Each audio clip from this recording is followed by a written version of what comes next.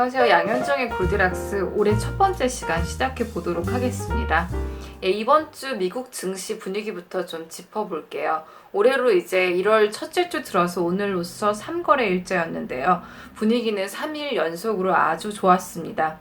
12월 31일, 그러니까 지난해 마지막 날이었죠. 이제 이날, 미국 시간으로 이날에 이미 중국과 아시아 증시는 지금 개장을 한 상태였는데요. 이때 이제 중국의 제조업 지표가 굉장히 좋게 나오면서 이미 홍콩하고 상하이 증시가 1% 이상 상승 출발을 하면서 좀 미국 증시까지 좋은 모습으로 출발할 것을 예고를 했습니다. 특히 중국의 제조업 지표 같은 경우에는 이제 공식 지표, 즉 대기업과 국영기업 위주인 지표와 또 민간 기업의 지표가 동시에 굉장히 예상 밖으로 호조를 보이면서 새해에도 중국과 이머징 마켓 증시의 호조를 좀 느껴볼 수 있는 좋은 선행 지표가 됐었는데요. 이런 분위기를 이어받아서 미국 증시 역시 첫날에 바로 나스닥 지수가 7천을 돌파하는 등 좀 강세 출발을 했고요. 특히 대형 기술주 주도의 상승이 좀 관찰이 되었습니다. 그리고 둘째 날에는 S&P 500 지수가 2,700을 넘었고 또 3일째인 오늘 거래일에는 또 다우존스가 25,000을 넘는 등 그 미국 증시 3대 지수가 모두 새해 출발과 동시에 하루 이틀 그리고 3일째 전부 주요 저항선을 돌파하는 굉장히 강한 모습을 보였습니다. 이것은 좀 의미가 있는데요. 사실 뭐 첫날 출발이 이랬다고 해서 해 내내 어떤 분위기가 강세인 것을 점칠 수는 없지만 적어도 연말에 12월 달에 이제 미국 증시가 산타클로스 랠리다. 즉 강세장의 마지막이다. 뭐 이런 분위기. 거기에 이제 말일에 가까워왔을 때는 좀 차익실현 분위기도 있어서 과연 이런 좋은 분위기가 2018년도 새해까지 이어질 수 있을 것인가에 대해서 약간 전문가들도 좀 의견이 분분했었습니다. 그런데 첫날부터 이렇게 첫 주부터 증시가 하루 이틀 3일 연속해서 주요 저항선을 돌파를 함으로써 좀 시장의 심리가 아직 위험 자산을 선호하고 또 투자적으로도 좀 긍정적이라는 부분을 좀 확인할 수 있어서 굉장히 좀 의미가 컸다고 보고 있습니다. 또 이런 강세 심리의 주요한 이유는 아무래도 이제 올해부터 시행될 트럼프 정부의 세제 개편안, 즉 법인세 감면일 것인데요.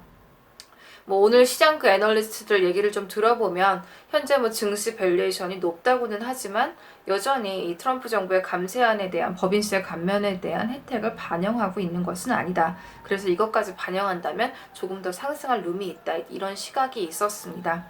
작년에 이제 한 3분기 실적 발표될 때쯤이죠. 이제 그때만 해도 이 텍스 리폼이 올해에 시행이 되느냐 안 되느냐 이런 것들이 좀 상하원에서 의견이 분분한 상태였는데요.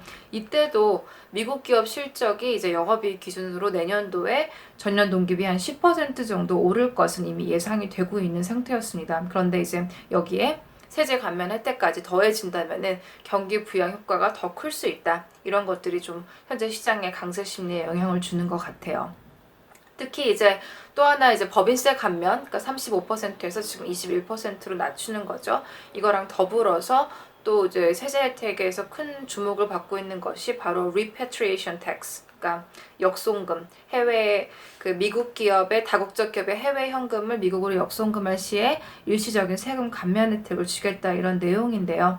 뭐 현재로 35%가 적용되는 이런 세금에 대해서 법인세율이 21%로 낮아졌지만 이런 역송금 시에는 이보다 더 낮은 10% 중반의 세금을 적용하겠다 이런 뉴스가 발표가 되면서 미국 기업 중에 이제 해외에 현금이 많은 뭐 애플 같은 기업에 굉장히 호재다라는 평가가 있었습니다.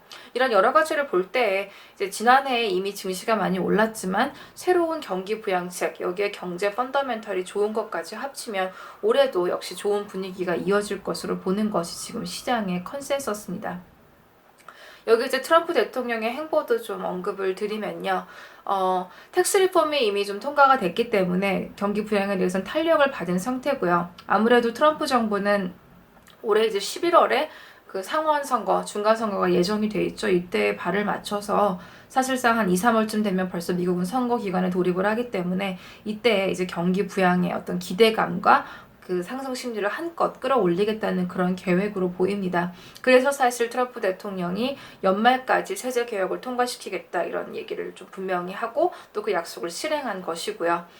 뭐 일각에서는 트럼프 대통령의 이 텍스 리폼이 일부 자기와 또 자기의 지지층들의 배만 불리는 그런 전략이다 이렇게 얘기를 하는데, 사실 트럼프 대통령은 트위터를 통해서 좀 자신만만한 얘기들을 해왔습니다.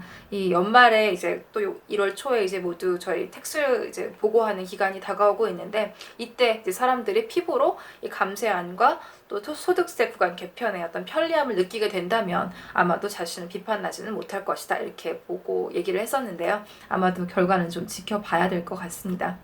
또 이 세제 개편한 이후에 이제 또 하나의 지금 경기 부양 카드로 들고 나온 것이 이제 인프라 투자입니다. 이것도 이제 트럼프 대통령의 대통령 당선 당시 공약에 포함이 돼 있었던 것인데요. 뭐 저희가 모두 알다시피 미국의 어떤 인프라 시설 굉장히 노후하죠.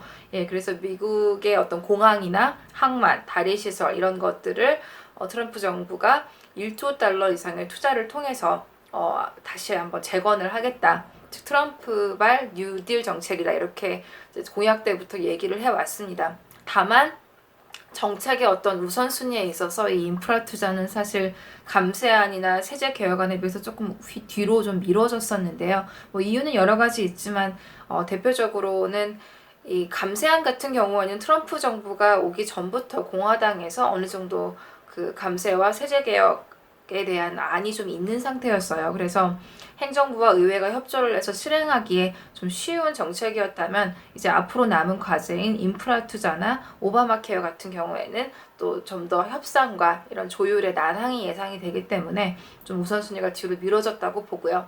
하지만 쉬운 것이었던 감세안이 예상대로 좀 통과가 되면서 다음 정책에 대한 좀 행보에도 힘이 좀 실리는 모습입니다.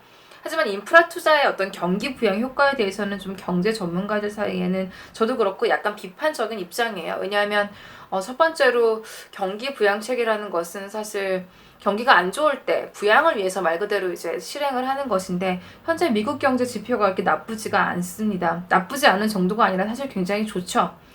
이번 주에 나왔던 그 12월 그 FOMC 이제 연준의 의사록을 보시면 이때 이미 연준은 올해의 경제 전망을 굉장히 많이 상향 조정을 했습니다. 그래서 2018년 미국 GDP 성장률을 기존의 2.1%에서 2.5%로 상향 조정을 했었고요. 또 실업률도 원래 4% 중반에서 점점 내려와서 내년도에는 3% 후반, 3.8, 3.9%까지 될 것이라고 지금 예상이 되는 상태입니다. 여기에 비록 이제 그 자넷 옐런 총재가 좀 트럼프 행정부에 대해 비판적인 입장이었음에도 불구하고 이 트럼프 정부의 세제 개편, 법인세 감면이 경기 부양 효과를 더할 것이다. 이런 얘기까지 12월 의사록에서 확인이 된 만큼 올해 미국 경제가 좋다는 것이 컨센서스인데, 이 시점에서 과연 경기 부양책을 그것도 1조 달러 규모로 공공부채를 더하는 거죠. 이런 정책이 과연 필요하냐의 관점에 대해서 좀 비판적인 시각이 있습니다. 여기에 이제 올해의 트렌드 중에 하나가 아무래도 미국 물가가 지난해보다는 좀 높아질 것이라는 예상인데요. 그래서 이미 3일 동안이지만 조금씩 금리가 지금 오르고 있는 상태고요. 이런 상황에서 공공부채를 1조 달러씩이나 더한다는 것은 금리의 급등 가능성, 또 재정 확대의 부작용을 좀 예상하게 한다는 점에서 과연 지금 필요한 것인지 감세안에 비해서는 약간 더 컨트로버셜한 것 같아요. 하지만 이런 뉴스가 지금 계속 나오고 있고요. 이 얘기는 미국 경제가 현재 펀더멘털이 좋은데도 불구하고 계속해서 행정부 주도의 경기 부양책이 나오고 있다는 얘기이기 때문에 주가에는 분명 상승 재료가 될 것 같습니다. 조금 그 비판적이었던 애널리스트들도 이제 이번 주 들어서 시장 반응을 보면서 여전히 투자 심리가 좋구나, 또 상승 여력이 있구나라는 점은 좀 동의를 하고 있습니다. 다만 말씀드린 것처럼 물가 인상이 예상되는 만큼 어떤 적정한 시점에서 긴축 혹은 통화 완화 정책이 종료가 되어야만 자산 가격의 버블을 막을 수 있다는 점은 좀 분명히 좀 해두고 싶고요. 아무래도 이런 상황에서 적정 수익률, 올해 투자 수익률을 대부분들 한 하이 싱글 디짓, 그러니까 한 자릿수에서 좀 높은 한 8, 9%, 하지만 10%보다 적은 수준이 적절하지 않냐는 그런 시각이 많이 있습니다. 마지막으로 뭐 트럼프 정부가 지금 트럼프 대통령이 트위터를 통해서 연초부터 좀 강경 발언들 많이 하고 있습니다. 뭐 북한과의 그런 발언도 있었는데요. 뭐 김정은이 핵단추가 있지만 내 핵단추가 더 크다 뭐 이런 발언들 좀 하고 그랬는데 금융시장 반응은 뭐 냉담합니다. 냉담하다기보다는 이제 좀 무감각해졌죠. 마치 이제 한국에서 더 이상 핵실험이나 어떤 김정은의 도발 발언이 이슈가 아니듯이 지금은 미국에서도 이런 뉴스가 나왔을 때 이제 뭐 CNBC 앵커들이 예를 들면 뭐 또 했네 뭐 그냥 그 정도로 넘어가고 아주 grossly negligent하다. 그러니까 아주 그 전반적으로 이 뉴스에 대해서 좀 그냥 무시하는 그런 입장이다라는 얘기를 좀 많이 들을 수가 있었습니다. 그래서 이번 첫째 주 사실 3일밖에 지금 안 됐는데요. 어쨌든 3일 동안 미국 3대 지수 모두 주요 저항선 돌파하면서 강한 모습 보였고요. 또 미국 경제의 강한 펀더멘털에 중국 등 신흥국 지표도 지금 긍정적으로 얘기가 되고 있기 때문에 그동안 높은 주식 밸류에이션에 대한 그런 위화감, 위험에 대한 인식, 약간은 좀 안도가 있는 모습입니다. 다만 역시 말씀드린 것처럼 금리가 오르고도 물가가 오르는 것이 예상되는 올해이기 때문에 어떤 금리의 급등 가능성과 물가 인상 가능성을 좀 염두에 두고 투자 전략을 세워야 될 것 같습니다. 오늘 여기까지 하고요. 다음 주에 또 뵙겠습니다. 양현정이었습니다.